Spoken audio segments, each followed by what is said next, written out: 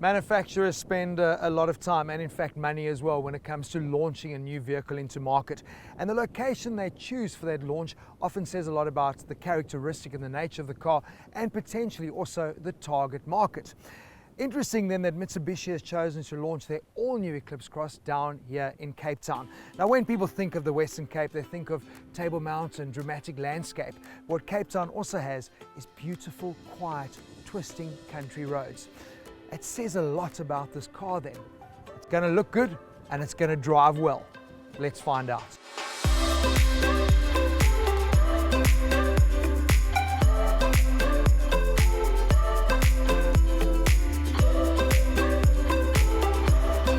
And a looker she certainly is. You know, even the image-conscious Cape Townian stopped me to ask me about this car. But this is generally the view where the designers kind of, I don't know, get bored. Maybe it's done at midnight, they lose inspiration.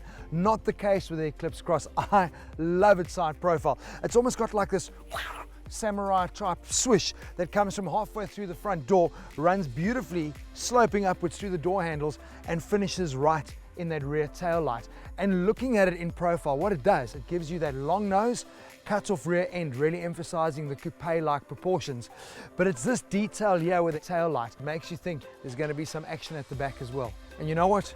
They haven't disappointed. Mitsubishi lately have become like specialists in funking up a rear end. Think of the Pajero Sport with those vertical lights. Now the focus here is very Citroen-like with the split tailgate, and now the light detailing is emphasizing that divide.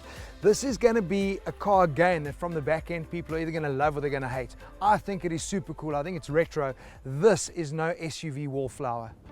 The front end is dominated by Mitsubishi's dynamic shield design and it looks fantastic. The daytime running light strip is like eyeliner, emphasizing the sleek design of the projector halogen self-leveling headlights. The twin blade chrome grille finishes off the Eclipse Cross glare. You really don't want to try and stare this car down. Seen here is a brand new body color for the company, and it is their most premium yet. Called Red Diamond, the rich and intense color is created by a multi-coat process, and it really accentuates the bold styling cues. The Eclipse Cross runs on 18 inches and has a full-size spare. Visibility. That's the immediate feeling you get when you get behind the wheel in the Eclipse Cross. It's almost like they've taken this, very upright SUV seating and just somehow managed to drop it into a traditional car layout without you feeling disconnected from your driving position and the cabin. It's things like, I love this low slung and wrapping dashboard that they've got. Even the windows start fairly low and are big. You've got these massive side mirrors as well. And of course, that split tailgate gives you fantastic visibility all around. It almost gives you like that bird's eye view from above, which is fantastic when you're driving. Then of course they add in things like park distance control in the front and the rear, as well as a reverse camera. It really helps you come to terms with the dimensions of this car. The 7-inch touchscreen is well integrated and it doesn't feel like an afterthought as we see in so many premium offerings out there.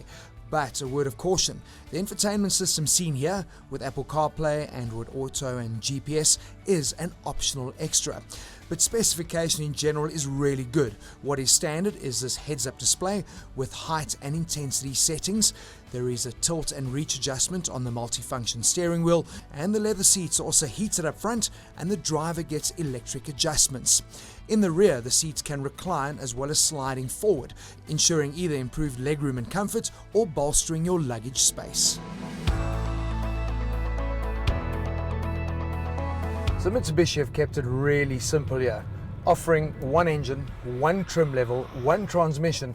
All you get to choose is do you want front-wheel drive or all-wheel drive.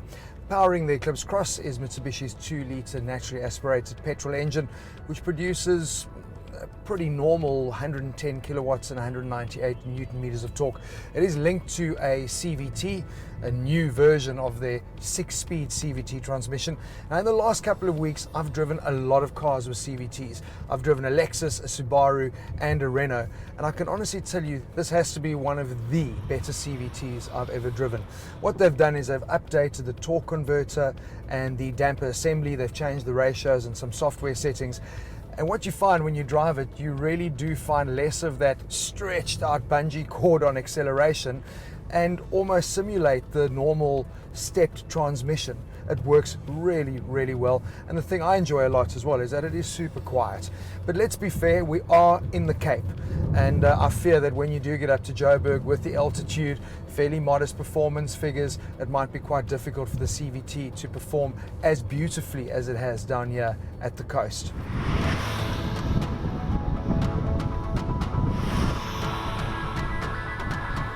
So our test unit is the front-wheel drive derivative, but if you do choose the all-wheel drive, it does come with Mitsubishi's super all-wheel control system. The all-wheel drive is obviously using brake and power to distribute torque to the wheels that need it the most, but with this system you also get active yaw control, essentially controlling lateral forces. So it really makes the car super stable, and obviously for you from a driving perspective in wet and tricky conditions, just that confidence and additional safety. But I think the bit that I've enjoyed most, besides thinking, wow, this is a really good CVT, is just the overall drive quality. I love it. It is super, super smooth. It just wafts along. Some people might say, it's a little bit wallowy. And when you are driving on the straight, it feels a little bit vague on the steering. But let me tell you, once you commit to a corner, the Eclipse Cross is only too happy to follow your path and hold that path. So it is a spirited vehicle, and especially put it into sport mode, flip through the pedals, you can have a lot of fun with this car.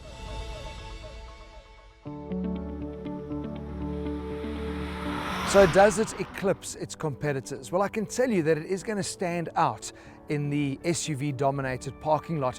That rear-end styling in particular is going to be a real talking point. And it's also very competitively priced, going head-to-head with the Koreans. With only one trim level, the Eclipse is really well equipped. And the front-wheel drive is going to set you back just under 400,000 Rand. Same price as the Koleos that we tested a few weeks back. The all-wheel drive comes in at just 450,000 Rand, which makes it 30,000 Rand cheaper than the Renault. But the Eclipse Cross does cast some shadows. Obviously, with that edgy rear design, there is a compromise, and that is the boot space. That really cool infotainment system is a 12,500 Rand option. Now for me, I would have got rid of the heads-up display and the seat warmers and rather offered that as standard. It's the type of tech and equipment that people come to expect in a car these days. But if you are in the market for an SUV, a compact SUV, there is so much choice. And now Mitsubishi has given you another option, and it's one you should consider.